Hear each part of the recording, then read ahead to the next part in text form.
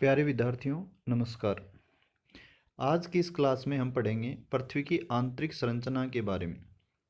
पृथ्वी की आंतरिक संरचना के बारे में विभिन्न भूगोलवेताओं ने विभिन्न मत प्रस्तुत किए और इसकी आंतरिक संरचना है उसको विभिन्न परतों के रूप में विभाजित माना। तो आज की इस क्लास में हम पढ़ेंगे स्वेस और डेली का पृथ्वी की आंतरिक संरचना के बारे में जो वर्गीकरण है उसके बारे में।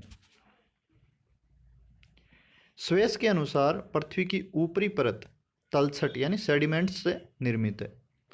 इसमें परतदार सेलों की अधिकता है। इसकी गहराई और घनत्व बहुत ही कम है। इसकी सेलों के घनत्व का औसत है वो 2.7 ग्राम प्रति घन सेंटीमीटर है। इसके निर्माण में सिलिका, फेल्सपार तथा अब्रक के रवेदार कणों की अधिकता होती है। इसके नीचे स्वेस ने पृथ्वी की आंतरिक संरचना की 3 परतें मानी है: सियाल, सीमा और नीफे।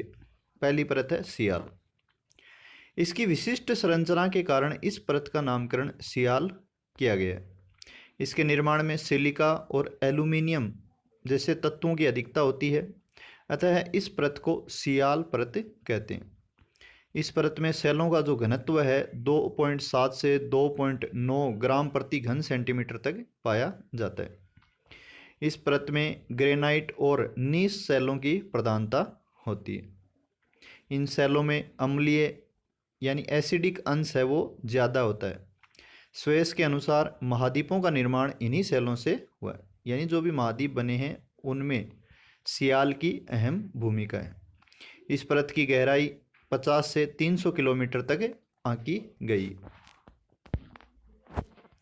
दूसरी परत जो एडवर्ड स्वेस ने बताई वो है सीमा। सिलिका और मैग्नीशियम से निर्मित होने के कारण इस परत का नाम सीमा रखा गया। एसआई का मतलब सिलिका और एमए का मतलब मैग्नीशियम, दोनों को मिलाकर के नाम पड़ा सीमा। इस परत में बेसाल्ट व गैब्रो सेलों की प्रधानता पाई जाती है। इसमें सेलों का घनत्व 2.9 से 4.7 ग्राम प्रति घन सेंटीमीटर तक पाया जाता है। यह परत महाद्वीपों के निचले भाग में विस्तृत है। महाद्वीपों के नीचे कौन सी परत पाई जाती है? सीमा। तथा महासागरीय तली का निर्माण भी सीमा से ही हुआ है। स्वेस की मान्यता थी कि सियाल से निर्मित महाद्वीप है वो सीमा पर तैर रहे हैं, यानी सियाल है वो हल्की परत है और सीमा है वो भारी परत है। क्योंकि घनत्व अधिक है इसलिए जो सियाल से निर्मित महाद्वीप हैं वो सीमा पर तैर रहे हैं। ज्वालामुखी उद्गारों से निकलने वाले लावा का स्रोत भी यही परत यानी सीमा परत ही होती है। चित्र में आप देख सकते हैं सियाल परत का घनत्व 2.7 से 2.9, सीमा परत का घनत्व है 2.9 से 4.7। यानी ज्यों ज्यों अपन धरातल से आंतरिक भाग की ओर जाते हैं घनत्व में वृद्धि होती जाती है। तीसरी प्रमुख परत जो एडवर्ड स्वेस ने बताई वो थी नीफे। इसके निर्माण में निकल और लोहे की अधिकता होती है, इसलिए इस परत को नीफे कहा जाता है। इसकी संरचना में इन भारी खनिजों का मिश्रण पाया जाता है, अतः इसका औसत घनत्व 11 से अधिक है। लोहे की अधिकता के कारण इस परत में चुंबकीय गुण पाया जाता है। इस परत का विस्तार 2000 किलोमीटर से भूकेंद्र तक है, अर्थात इस परत का व्यास 4300 किलोमीटर से अधिक है। उनकी मान्यता थी कि धरातल से पृथ्वी के केंद्र की ओर कुछ संकेंद्रीय यानी कंसेंट्रिक छल्ले हैं जिनका घनत्व है वो गहराई की ओर बढ़ता जाता है।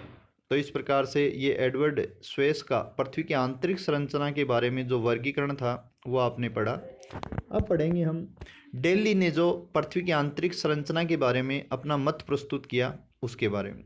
इन्होंने भी स्वेस की तरह भूगर्भ की 3 परतें बताई: बाह्य परत, मध्यवर्ती परत और केंद्रीय परत। बाह्य परत है उसका इन्होंने घनत्व बताया 3 और गहराई बताई इसकी 1600 किलोमीटर और ये मुख्यतः सिलिकेट से निर्मित बताई। मध्यवर्ती परत है वो बाह्य परत के नीचे अवस्थित होती है। इसका घनत्व इन्होंने 4.5 से 9 ग्राम प्रति घन सेंटीमीटर तक बताया तथा गहराई है वो 1280 किलोमीटर तक मानी है। इसमें लौह तत्वों की प्रधानता है। केंद्रीय परत है वो मध्यवर्ती परत के नीचे स्थित होती है। इसका घनत्व इन्होंने 11.6 माना। यह परत केंद्र के चारों ओर 3520 किलोमीटर के घेरे में फैली हुई। केंद्रीय परत को इन्होंने ठोस रूप में माना। तो ये था एडवर्ड स्वेस और डेली का पृथ्वी की आंतरिक संरचना के बारे में मत प्रस्तुतिकरण। धन्यवाद।